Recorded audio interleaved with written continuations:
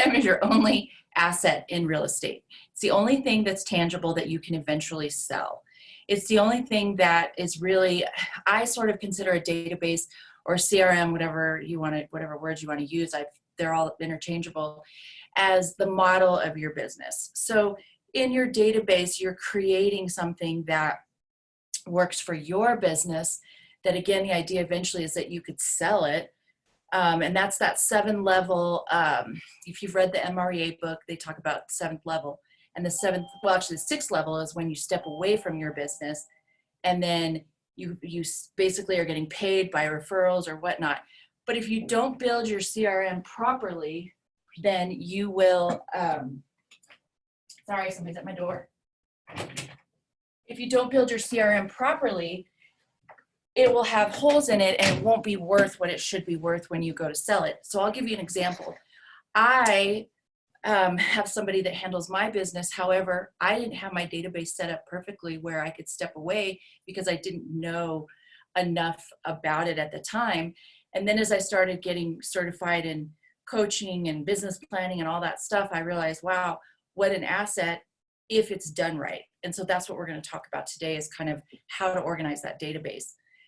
And this is also kind of plays into what Kiki is doing as far as setting up, getting all your people in there, setting up your templates and whatnot. So let's go ahead and jump into it. Okay, so sorry, I keep jumping up and down and up and down. So the objectives today is, well, we've already talked about this, but a CRM versus database, it's the same thing. I only want to make that clear because I use them interchangeably and I don't want anybody to get confused. So a CRM is a customer relationship management platform, okay? Why you need one, understanding the magnitude of your CRM and its uses, why it is your only asset, and your CRM's must-haves, objectives, and goals. Okay, ta-da, they're the same thing. And we went through this. Okay, so I just thought this was funny. Can everyone see the dog? Or are you guys in the way of it? Do you guys see the dog here on the side? Shoot, hold on. Or are you guys in the way? I think you might be in the way. Just gonna move you. There we go. Okay, can you see the dog on my screen? Over here? Nod your head if you can. Okay. So back in the day when I got into the business in 1998, a Rolodex basically was our CRM. So you can imagine how we could never really create a CRM. Thank you. Thank you. We could never really create a CRM because we were using this type of bookkeeping, I guess, or you know, that was basically our little address book, or you had a little black book or whatever. So the dog I just thought was funny because I think back on those days and it's like, holy cow, how did we ever do anything? However, we're so fortunate now that we do have the ability to have a database, and the technology has come so far that we can create this model that eventually we could step away from. So that's just my little fun little screen there. Okay. So why do you need a CRM? The foundation of your business, it creates long-lasting relationships. So let's talk a little bit about those long-lasting relationships. So everyone knows, and this goes for anybody in sales, the person that is in front of you most of the time, or more times, or they see you the most, are the people that are going to work with you. And it's not even a matter all the time of loyalty. It's a matter of you're just there, so they're constantly thinking about you. If you're not communicating, so both Gary Keller and oh gosh, I can't remember his name, from Ninja Selling, they both say 33 to 36 touches a year to really stay in front of people. So that's pretty crazy. That's a lot of touches, right? So what is a touch? A touch is anything from an email, phone call, note. It could be any way that you're actually reaching out or communicating with that person. It could be instant messaging. But when you create these relationships, so you first start, you know, with, you know, your month one, and then, hold on, we got people trying to come in here. Well, actually, I'm not even gonna go into that yet because we're gonna go into that shortly. Okay, so, and then working smarter, not harder. This is the #1 thing about your database. Does everybody know the 80-20 rule? 20% of the work, 20% of the work is gets 80% of the results. So if you have your database set up properly, and it's automated, it's going to be doing so much of the work for you that you are, I mean, I can't even tell you what a better job you're going to be able to do to serve your clients. For example, when we talk about campaigns, which is something we're going to work on, you should have campaigns set up for buyers under contract, sellers under contract, you know, listings, all that stuff automated so that you're never not sending them the information that they need. I always say nine, 9 out of 10 times, if your client has to call you first, it's probably something you should have already talked to them about. You should always be one step ahead of them so that they're not having to think about things and getting anxious about it, not knowing if this is something that you're gonna, you know, help them handle or not. So when you automate it, then these emails are going out to them constantly, explaining to them, which we'll talk more about, but explaining to them, here's the process, congratulations, you're under contract, you know, et cetera, et cetera. And then you can also lead generate from your CRM. So your CRM can be something where you integrate it with your leads. You can integrate it with, sorry, I got somebody else coming in.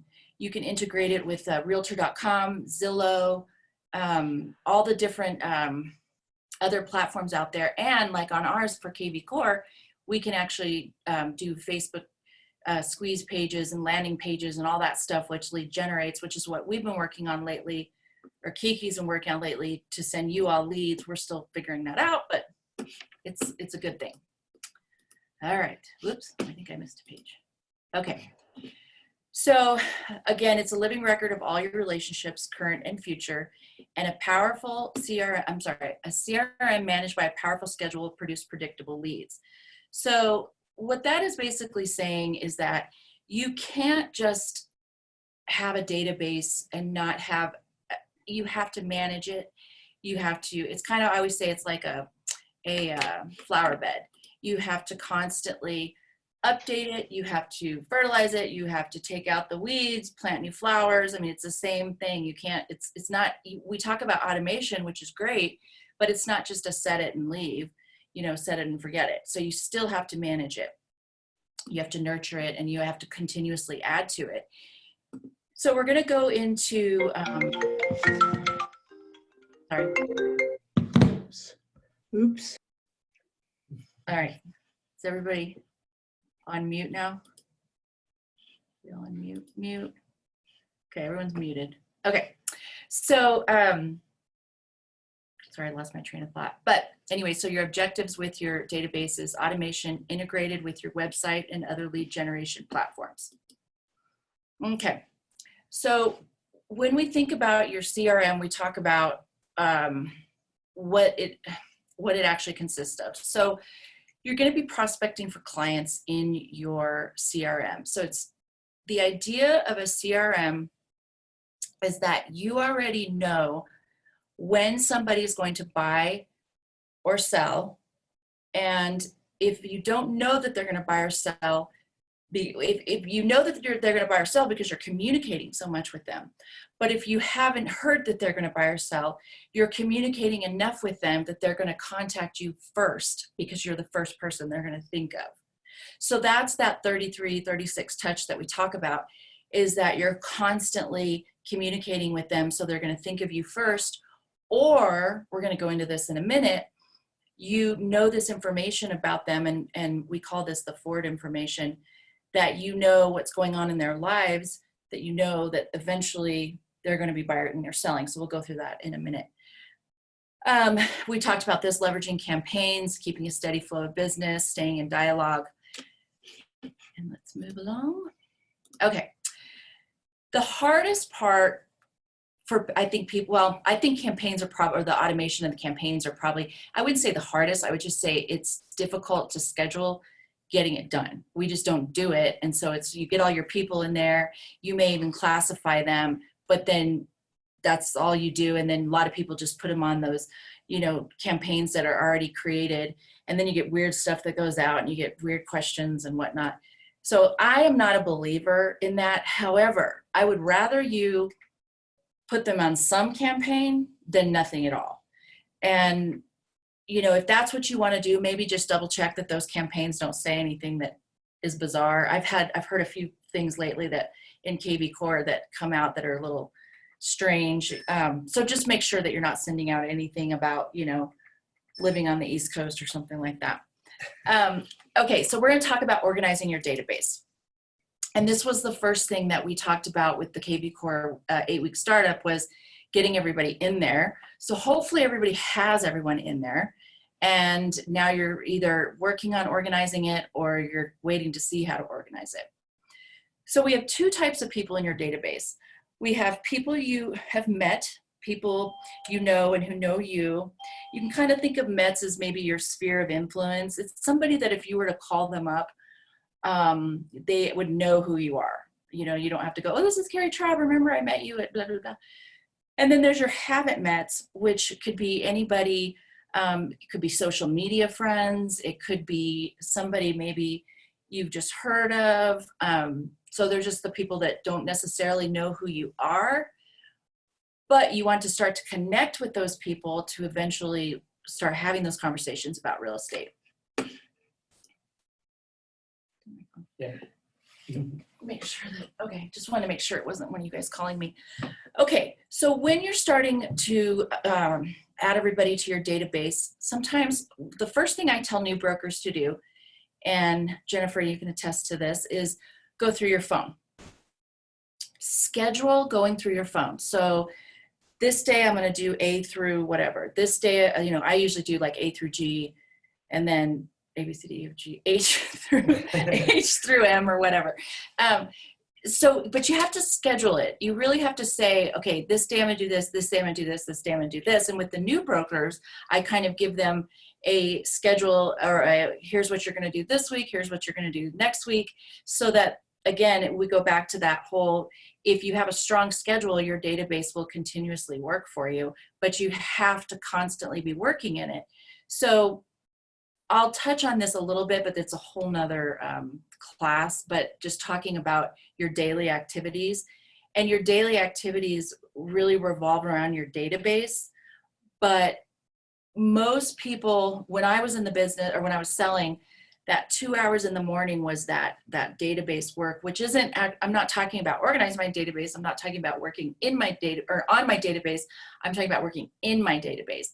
Calling people, pulling up, you know, birthdays, all that kind of stuff, your tasks that you've sent and put in there. And again, like I said, that's a whole nother class. But the strong schedule has to be in place in order for it to work properly, which means you have to time block that time to work in your database. So it's two different things. You're working on your database, you're working in your database. So working, you know, on your database is getting it organized and whatnot. Working in it is basically, this is just kind of the way I'm saying it. But working in it is doing all the more lead generation, relationship type stuff, working on getting business, okay?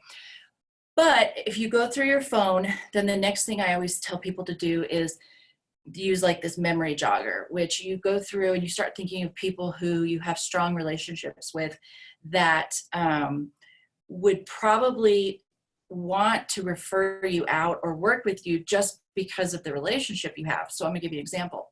So when I started learning all this, I started really putting it into play, and I went out to my yard person one day, and he'd been working, it sounds so terrible, my yard person. We have like a 1/3 acre and there's no way I'm mowing all that grass. But anyways, I went out and I said, hey, you know, I give you all this business. You know, we've started to get to know each other, and he would comment about, you know, how I'd get home late and I worked so hard. And so I could already tell that he kind of knew like my work ethic. So I said, would you refer me out? Because he's a yard guy, right? He's working with all kinds of people. He probably hears when people are going to be moving. So I said, would you refer me to people, you know, when that comes up, if you hear, you know, somebody's looking to move or sell? I got probably like 3 different referrals from him in the first 2 weeks from me saying that to them. But had I not said that to him, he never would have thought about it. It didn't probably even cross his mind. He knew I was a realtor, but I have to put myself out there and say something to them. And that was hard for me because I'm not real pushy, and I'm not like a salesperson. I work so much just off of people referring me, but I don't go out there and ask for it. But then as I started doing it more and more, I was like, wow, this really isn't that hard, because these people already have a connection with you. They already trust you. Now, if you have like a bad relationship with somebody and they think you're like a bad POS or whatever, don't go and ask them to refer you out. They probably won't. But I'm saying the people that, you know, that know you and trust you. So this is the memory jogger. Okay. So this goes back to when we were talking about when you have a strong database, you know when they're going to be buying or selling, or at least you have some sort of indication that they're going to be buying or selling. And one really good place that you can get some of this information is in Facebook or Instagram or things like that, because people are constantly posting about, you're going to have a baby, or you know, my mom just passed away, or things like that. And it's not that you want to just, you know, call them immediately. However, you know that because of these life changes, there's a good possibility that, you know, there could be real estate involved in that. So first, the three most important things you want to have is phone, email, and address. However, it's going to be hard to always have all of those. Matter of fact, there's going to be people that are in your Facebook, that that you may not have any of that information. You may have their birthday and that's it. That's okay. Get them into your database. We can work on that later. But if you don't have them in there, you're going to forget about them and you're never going to start working on that relationship. You could even have them in there and just have reminders to reach out to them on Facebook, you know, because that's the only communication you have with them. And so you basically set up a campaign for Facebook friends that just says call, or not call, you can't call, you know, message them or send them something on Facebook or whatever. So keep that in mind. So don't ever not put somebody in. If there's somebody that you're like, I could build a relationship with this person, I knew him really well back in whenever, I don't have their information, but I'm gonna work on it, I'm gonna put them in there, okay? So I think when in your CRM, typically they require some sort of contact, so just put something, I don't know, put a random number in there or something. You always want to try to have birthdays, because that's such a great opportunity to reach out to them in multiple ways. You can send them a card and you can call them. So that's 2 touches right there. You also want to have their spouses, their kids, their dogs. We all know how people are with their dogs, their birthdays. Again, it's another reason to reach out to them. I used to send everybody a $5 gift card to Target. It was like really not that great. But I didn't send Starbucks because I don't like Starbucks, and I get Starbucks cards a lot and I never use them because I don't like Starbucks coffee. So it wasn't much. And honestly, I only did it with a certain group, which we'll talk about in a second. So it wasn't like I was sending out, you know, lots and lots of $5 gift cards, but people just thought that was the coolest thing ever. Like it was just free $5 and everybody goes to Target, right? So I would send them out on their kids' birthdays. I would send them out on their birthdays. I did not send them a $5 gift card for their dog, but it was a good thing. And I would go back and do it again if I was back selling. So again, it's just those touches that gives you a reason to talk to them. You know, if you send them something for their birthday, then you have another reason. You could, you know, call them later and just be like, I just want to make sure you got, you know, such and such. Another just rule of thumb that you should always do, always have some sort of gift, like you know, you have a bunch of them in your desk. Every time you get a referral, you put it in. So I'll just give you another example. So I used to go to Nambe and get the peelers or the bottle openers. That's right, the bottle openers. Hold on, I got somebody once in here.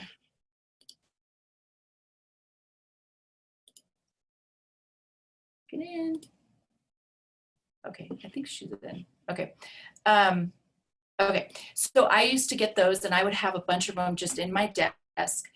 And I bought the little envelopes that were padded.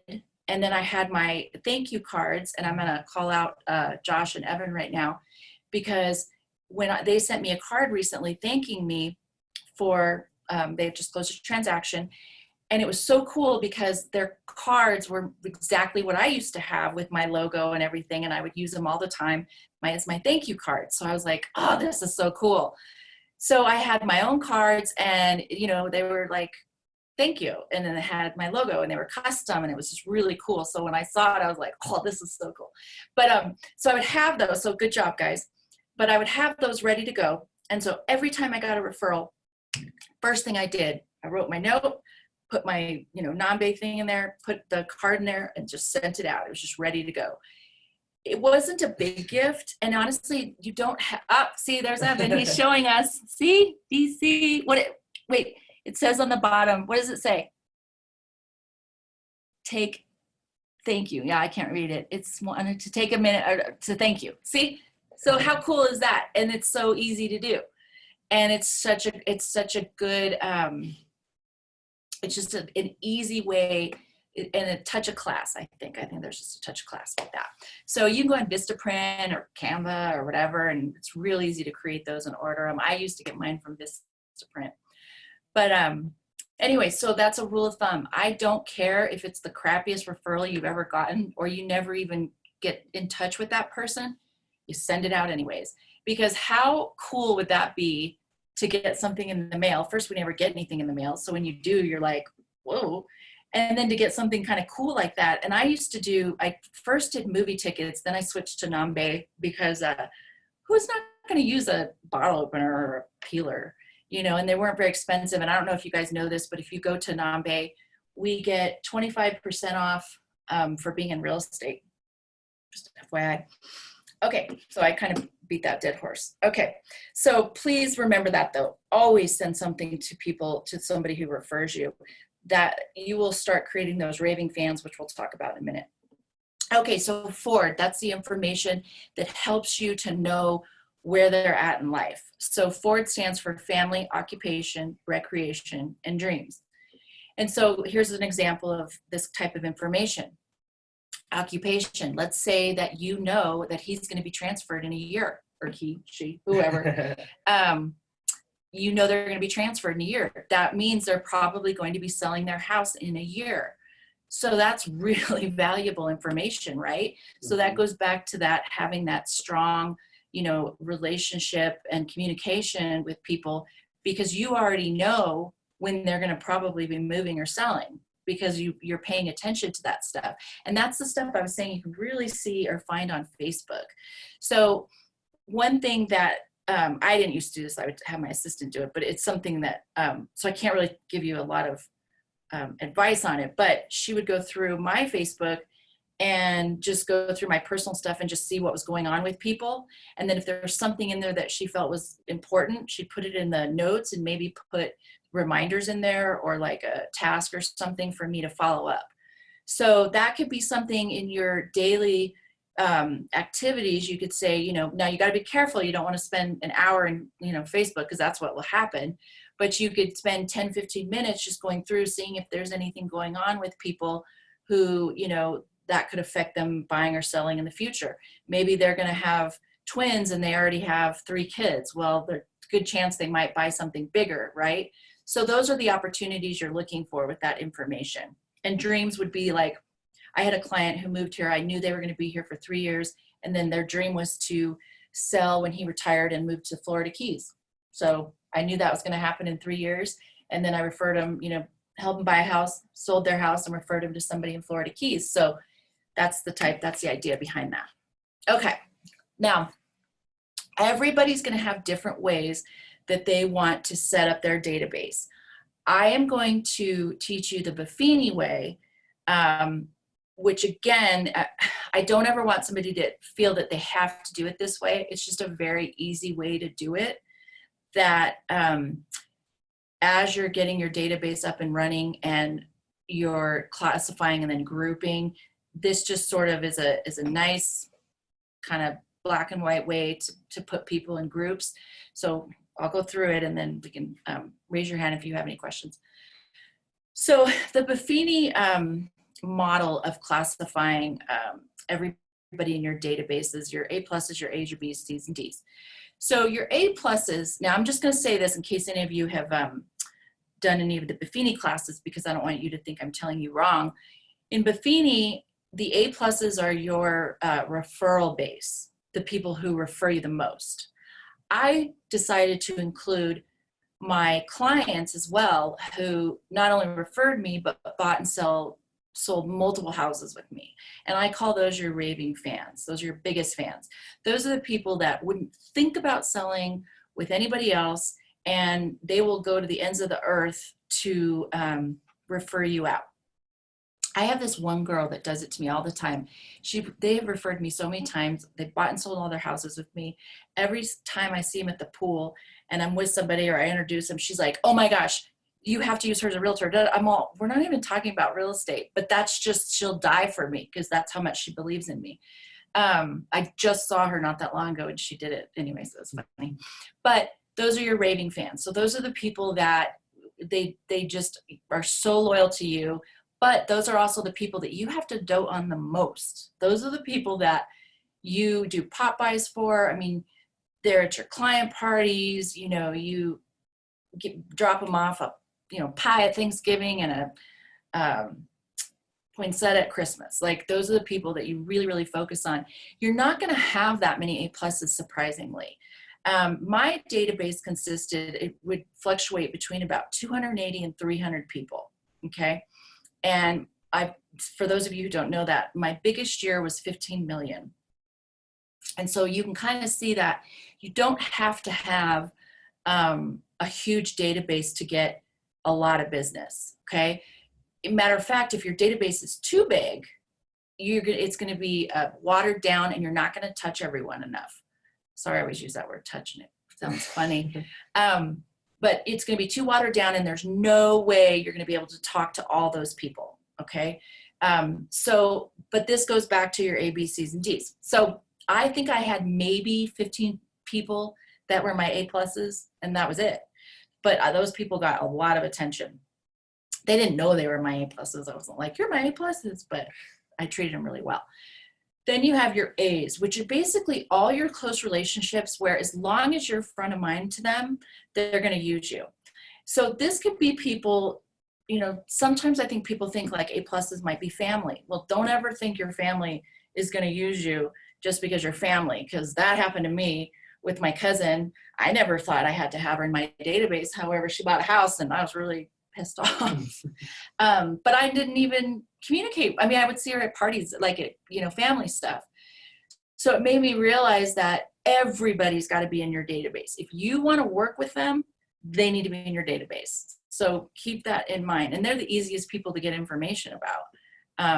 As far as like address and birthdays and all that kind of stuff. So how easy is it to stay in front of those people? Pretty darn easy. So your sphere is going to be Mets, obviously. The people that know you, you can call them, they know who you are. And those are the people that you have to stay front of mind and they'll use you, okay? Then you've got your B's.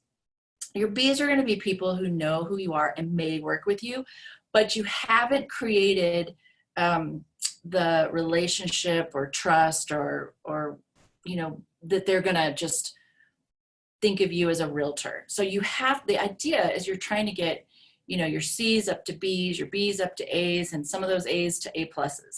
So B's could be, people maybe like, I had a group that was the kids my daughter cheered with, or actually danced with, those parents. But I never thought of them as people that I could lead generate or try to get them to my A's.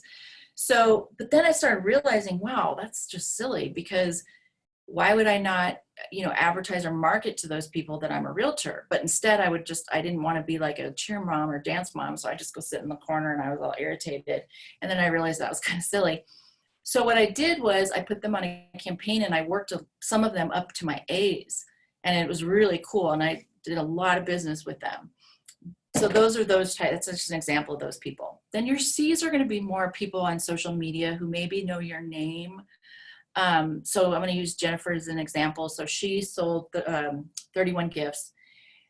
And I knew who she was because of social media, and I knew her name, but I didn't know her. So she's not, if I, knew that she was a realtor, I wouldn't call her because there was no connection there. So, but now, if she would have started, marketing to me or putting me on some sort of campaign and actually reaching out to me, then that might be somebody that would start moving up in my classifications or her classification. So think of those C's as people that you're really trying to just move up. That's how I kind of think of them, is as I'm campaigning to these people, I'm trying to get them to be in my A's. That's the idea. Then your D's are the people that you literally don't want to work with. Those are the people that I had a group that they were the people probably that I worked with that I had to have like therapy for months after I worked with them, and probably opened up my donut shop because of those people.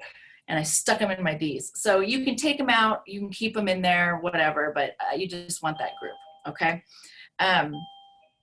Yeah, those are the people that give me, you know, the nightmares at night that I still have, or people that we were talking yesterday about, like the one person you can remember. And I'm like, oh, I got a few of them.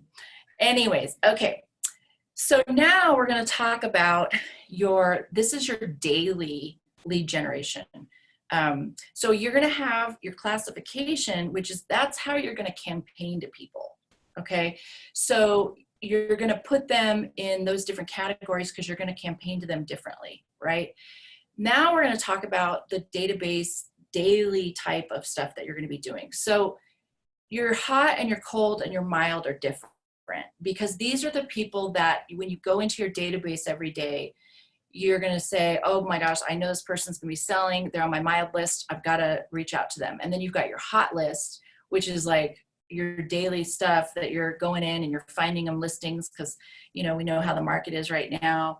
Or, you know, as you're trying to find the right house for them, you're sending them other stuff. And same with your mild. And you can call them whatever you want. You don't have to call them cold, mild, or hot. I don't know. It's just what I've been taught. But this is your daily stuff. So this is the stuff that the leads that you're working on daily.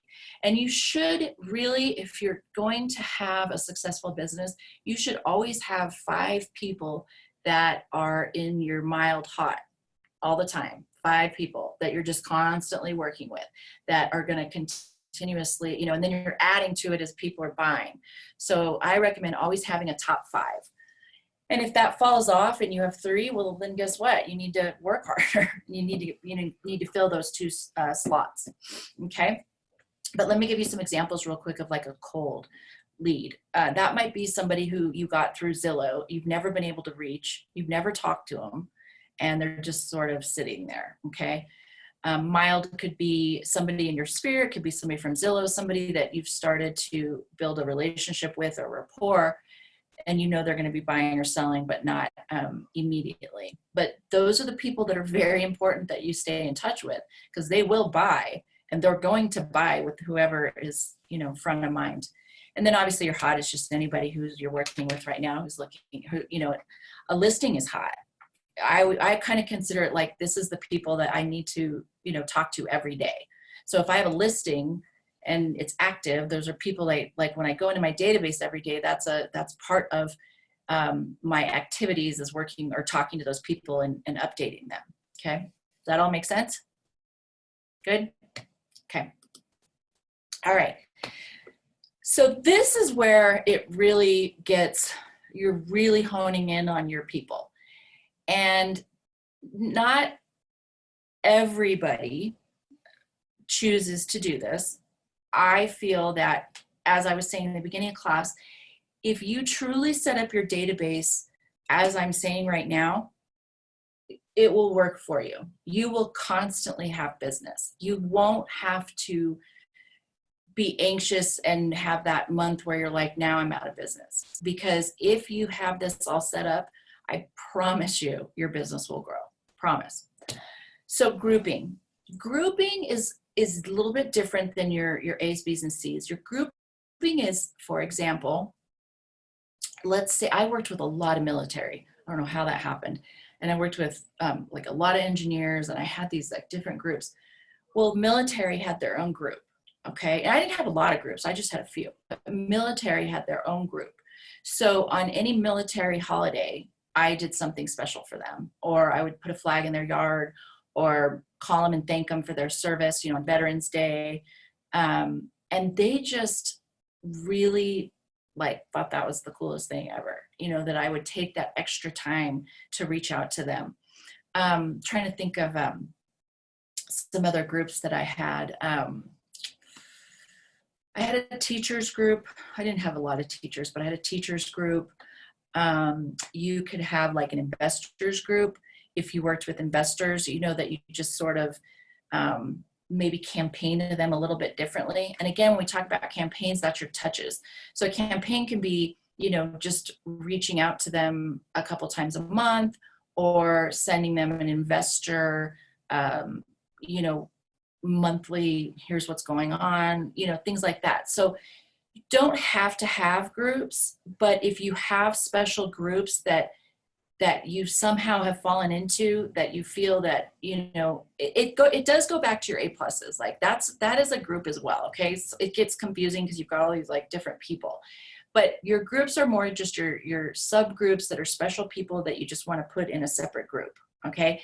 So again, that's your choice. But if you have people like that are in a special group, I recommend hashtagging them and putting them in there. Now you're also going to be like, okay, wait, I've got, you know, buyer leads and seller leads, and there's just so many different ways. How do I classify all these people? How do I group all these people? You have to figure out how it's going to work best for you. This is how I did it. And this is basically the, let's say, Buffini / ninja selling way of doing it. I think the MREA book works a little bit more with just sort of hot, cold, and working that way off of numbers, but they kind of focus more on numbers. So my advice to you would be, if anything, have your hot and your cold to work on daily, and then have your group set up in your A's, B's, C's, D's. Because if you just have those things, you know that your A's, B's, C's, D's, all those people are being campaigned to the way you want them to be campaigned to. And then you have your hot and cold, regardless of their, you know, being a buyer or seller or whatever. They're just the people that you need to work on every day. You know, your hot and your medium and your cold list. You should always have that list. So does that make sense? Is that, Erwin? Yeah, okay. I don't want to confuse you too much with grouping, but I am saying, so I am going to jump into this. I wasn't, but I'm going to. So one of your groups, when we start talking about campaigning and grouping, so I had a buyer under contract, a listing, and a listing under contract. And I had a buyer who was, we were just looking to find the right house, but we hadn't found them yet. So when my buyer would go under contract, they would go on this campaign and everything just went out automatically. So what went out first was congratulations. What went out second was here's what to expect. Next was about mortgages, then inspections. And it was basically, I was sending out these emails to have these conversations with them, because if I didn't do that, things were going to fall through the cracks. I wasn't going to tell them everything. And again, this goes back to when they have to reach out to you first, you probably should have already told them that information or given them that information. So if anybody ever wants, actually, I think they're all on Trello now that I think about it. Those letters, you can go in there and look at them, but it's like, here's what, okay, let's talk about inspections. And then the mortgage one was like, okay, this is going to be the hardest part for you. I mean, I didn't say it that way, but it was like, let me tell you a little bit about mortgages, and then inspections, and then repairs. And so they were constantly getting these emails. Now, they didn't necessarily always read them, okay? But I was just sending them out, and there was just a constant communication. And more than anything, you have half the people that were reading them, that they were useful. And then you have the other people that weren't reading them, but they knew what you were doing. So guess what? They're more likely to refer you because they like your model and they know what they're referring. So if they say to somebody, you have to use her, she keeps you, I mean, she just keeps you abreast of everything. You know, she just makes sure that you understand the process, and, you know, as opposed to having, you know, with every client, just sort of a different, you know, every process is different. You're just sort of, oh, I'm going to send this out today, you know, because you remembered, you know, as opposed to it just being done automatically. And I think that will really increase your referral business, because again, why do we refer people out? We refer them out because we trust them, and we trust them and what they're doing, right? You're not going to refer somebody out that you don't think is good. right? Unless you don't like someone and you're like, use this person. But that's why we refer them out, because we know what we're referring. We're like, these people are the best, right? You're not going to refer a hairdresser who is like the worst, hair cutter, whatever. You know what I'm saying? So does that all make sense? So you don't even have to have it just for the communication with them. You have it as showing these people, hey, look at this, look what I've created, look at the time I've taken, and I'm going to take the same time with your clients. Okay, if they refer, not your clients, your referrals, if they refer you out. Okay, does that make sense? A lot of info, I know. This is a process, and anybody who really wants to get their database up and running and going, you can always meet with me weekly, or we can do Zoom and whatnot. And so like with the new brokers, what we do is we meet weekly, and then Jennifer's doing this with me right now, and then she's telling me her progress, and she's organizing, and then we're going to start getting into getting her campaigns set up, and then as long as I'm keeping her accountable to all these different things, she's going to get them done. So keep that in mind if that's something you want to do. Oh, I'm here. I should have gone forward. Sorry. Here's some examples of groups. So your neighborhood people you work with, parents whose kids you go to school with yours. Here's a good one, brokers out of state, if you want to work with like a referral business. So you have a campaign with those type of people, networking groups, and I can't read the rest of it. Oh, a specific club. So those are just some ideas. I think that's the end of my, that's the end of it. So basically that's the idea behind a database. I am going to show you something though. Hold on, I have a video for you. It's just a quick video. It's like one of my favorite videos though, because he's like my boyfriend. I love him. Hold on, I'm sorry. I had it. I don't know where it went. Oh, I'll just go in here and open it up.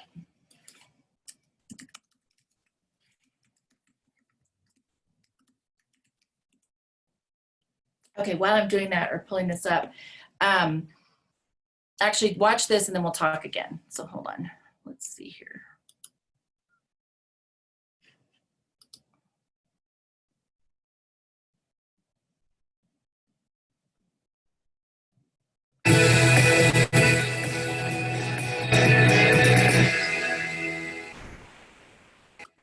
Make sure. The greatest asset of your business is your database. It's not your computer. It's not your phone. It's not your apps. It's not the picture that makes you look so good your own mother doesn't recognize you on your business card.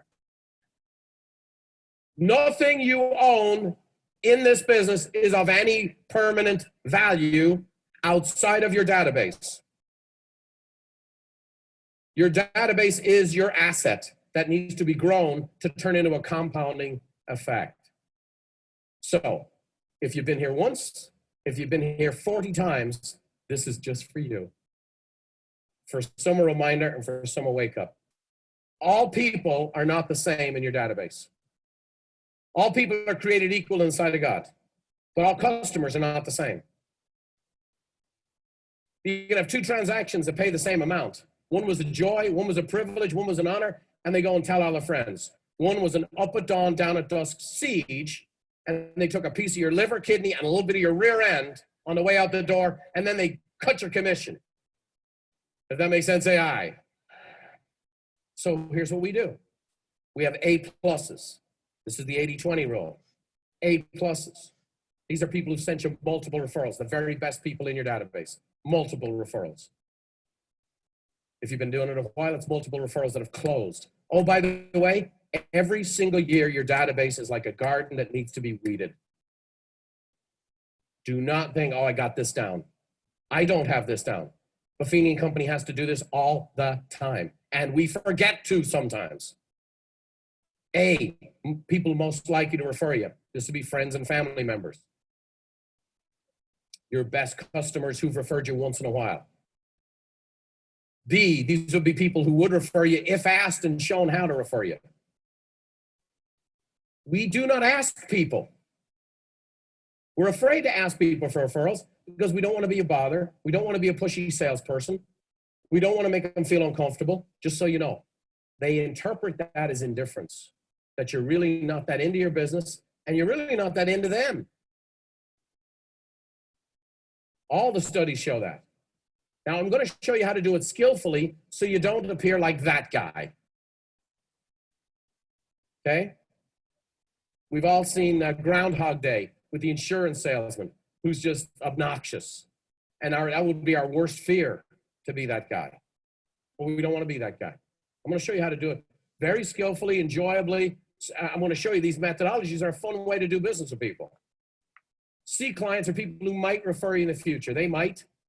So this would be new people in your database. I would put your sphere of influence in here. I would put your social media contacts in there. And social media is very important, by the way.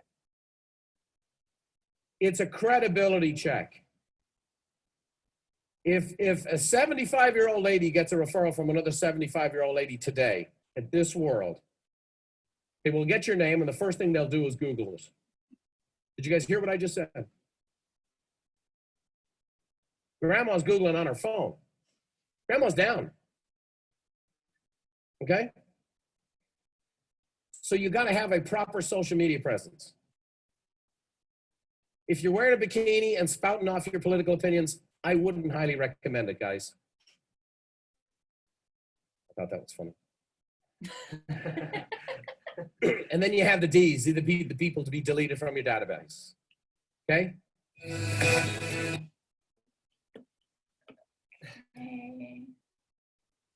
All right. Okay, well, oh, I have some chats here. I didn't even see that. Sorry, guys. I don't know what they are. Oh, somebody couldn't see them. Sorry, guys. I'll send that video out for you. But anyways, I hope you guys enjoyed him because, well, if you haven't, hopefully if you saw him, I think he's amazing. But Brian Buffini, if you're ever looking for activities to do in your lead generation in the morning and you want to, you know, hone in on some skills or whatnot, I highly recommend pulling up his videos on YouTube.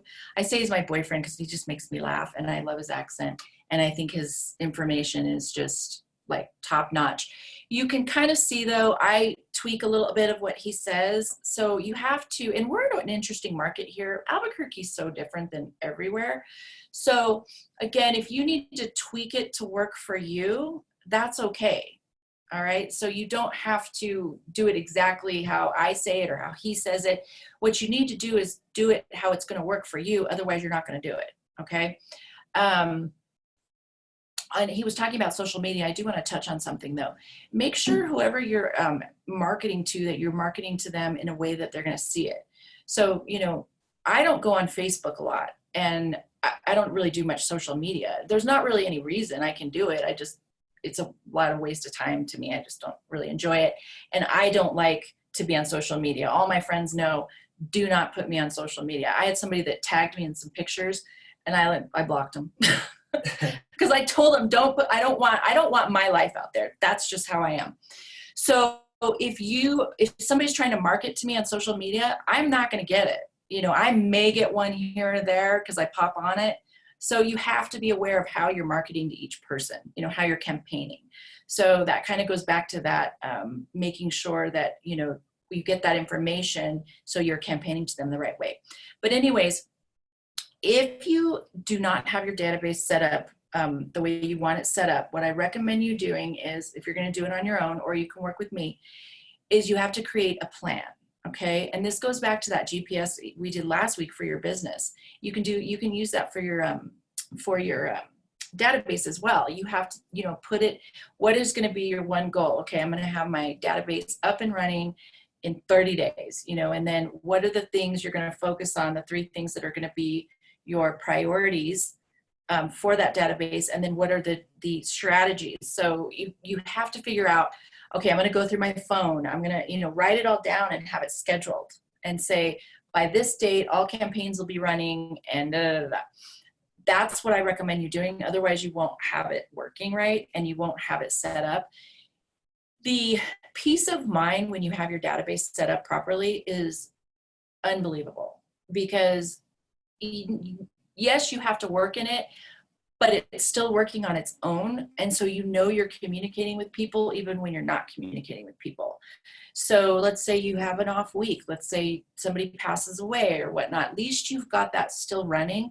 And the other thing is that the way that it should be set up is when you come in the morning, everything is set up to say, okay, it's so-and-so's birthday, and you put a reminder in there to call this person, and whatever. And so then, when you come in each morning, you know what you have to do. So then that anxiety is taken away, because you're like, I'm not having to think about everything. And then you go home and you in bed and you're like, oh, I forgot to call so-and-so on their birthday. So that's the idea behind it. And when we talk about selling it, you're selling all that information, but you're also creating a model of your business and how you want it ran, right? So everybody's is going to be a little bit different, and you're going to be tweaking it, but as you create it, you're going to make it better and better and better. And that's why we have people in front of us who have already created the ways of doing this stuff. So there's no need to recreate the wheel. Let's follow what they've done, but let's, make it work for us, personalize it. And then the idea is that you can walk away at some point, you can give it to somebody. It's working on its own. They can take it, you sell it, and you're good to go. So does that all make sense to everybody? Is that helpful? It's a lot. I understand. It's a lot, and it's not going to happen overnight, and it can make you very anxious when you think about getting it set up. That's why I recommend working with me, or just creating a plan of how you want it to look. Start from getting everyone in there, getting everyone separated into, classifying them or whatnot, and then get the campaigns up and running. That's the order it should go in. So create the plan. I'm going to get everyone in there, and this is how I'm going to do it. Then I'm going to get them all separated. Then I'm going to start creating the campaigns for all these different groups, and I'm going to make sure I'm touching them enough. Okay. So, and, touching them, like I said, can be a pop-by, it can be an email, it can be social media, it can be whatever you want it. It just needs to be enough. Okay. So your A's and your A pluses should be touched minimum 33 to 36 times a year. I know that sounds like a lot. That's how much you have to be in front of them. I'll tell you a quick story, and then we'll go. I have a guy in my neighborhood who did this beautiful brochure every month, and he lives in the neighborhood. He did this beautiful brochure every month, and it was colored. It was really, really nice, but that's all he did, just that brochure. He never got traction in the neighborhood because it's not enough. You have to do more. You have to create relationships. You got to hit the pavement. Like, if you're going to farm, you're going to have to hit the pavement. Like, there's no way that mailings anymore are going to do it. So that's my point. You can't don't waste money on sending out one thing a month or one thing a quarter. It's a waste of time. It's not going to be enough. Okay. You might as well not do it, because that person, like I was saying, just never got traction. And the people who are like 90 years old that still have my neighborhood on lockdown, still, sell most houses in there. So I just want to tell you that, because if you don't touch them enough, it's just not even worth it. Don't even waste your time. Okay. So I hope you picked up some ahas in this class. If not anything, make sure you send, your gifts out to your referrals. I recommend getting your cards like Evan and Josh have. I think it's just such a special touch. One of your activities, you should be sending out 2 cards a day, 10 a week, 2 notes. That's one of the activities. If you want to start working on your daily activities, we had it last week, your no matter what list. If you don't have it set up, this is your 2 hours every day that you're lead generating, that you're scheduling, and you want to get with me and do that, we can do that together. You should always have your no matter what list, and that's what happens every single day. That's your 2 notes, your 15 minutes on Facebook, your phone calls from your database, calling your hot people, calling your people under contract. Those are your activities. In Ninja, they call it your Ninja 9. I call them your no matter what list. You call it whatever you want, but you need to have one. Okay. I have one for just my job now, like what I do. So I think in any job where you're in sales, you should have a no matter what list. Okay, well, that is it. So if you guys have any questions beyond what we've done today, just send me an email, text, or give me a call, and we can talk more about it. And then I don't know what we're doing next week. I haven't decided. Does anybody have any? Well, I'll tell you what, if there's anything that you want me to teach on, or that are things you want, just email me or text me. And I have a class literally for everything. So it's hard to figure out what to do next. So either I'll come up with something or you let me know if there's something that you guys will feel will help you to be more successful. Okay? All right, everybody have a great day.